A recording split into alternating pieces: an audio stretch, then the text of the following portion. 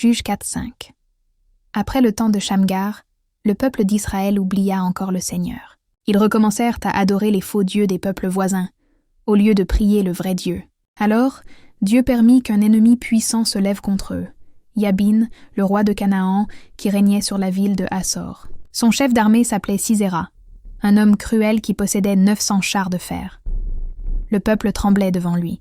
Pendant 20 ans, Yabin et Sisera opprimèrent Israël. Les routes n'étaient plus sûres, les villages étaient vides, et le peuple vivait dans la peur. Finalement, les Israélites crièrent vers Dieu, « Seigneur, délivre-nous !» Et Dieu leur répondit, comme toujours. Cette fois, il choisit une femme courageuse, Déborah, pour diriger son peuple. Déborah était une prophétesse et une juge. Chaque jour, elle s'asseyait sous un palmier, et les gens venaient de partout pour lui demander conseil. Juges 4, 4, 5. Un jour, Dieu lui parla et dit « Envoie chercher Barak, fils d'Abinoam. Dis-lui de rassembler 10 000 hommes des tribus de Zabulon et de Nephtali. Je ferai venir Sisera et son armée près du torrent de Kishon, et je te donnerai la victoire. » Déborah alla dire à Barak le message de Dieu.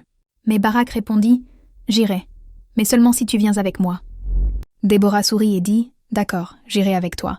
Mais sache que la gloire de cette victoire reviendra à une femme. » Alors Déborah et Barak partirent ensemble. Quand l'armée ennemie approcha, Déborah cria « En avant, Barak! Aujourd'hui le Seigneur te donne la victoire sur Sisera. » Barak descendit la montagne avec ses soldats, et Dieu fit tomber une pluie si forte que le sol devint boueux. Les chars de fer s'enfoncèrent et ne purent plus avancer. Le Seigneur sema la panique parmi les soldats ennemis. En courant, il arriva près de la tente d'une femme nommée Jaël. Elle l'accueillit gentiment et lui offrit du lait et une couverture. Fatigué, il s'endormit profondément.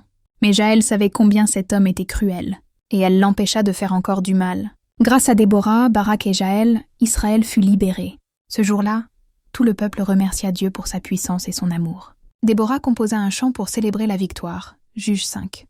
On y entend ces mots. Quand les chefs marchent en tête et que le peuple se donne volontairement, louez le Seigneur.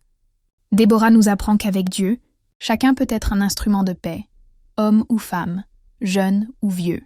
Son courage, sa sagesse et son chant de victoire nous rappellent que Dieu peut accomplir de grandes choses à travers ceux qui lui font confiance.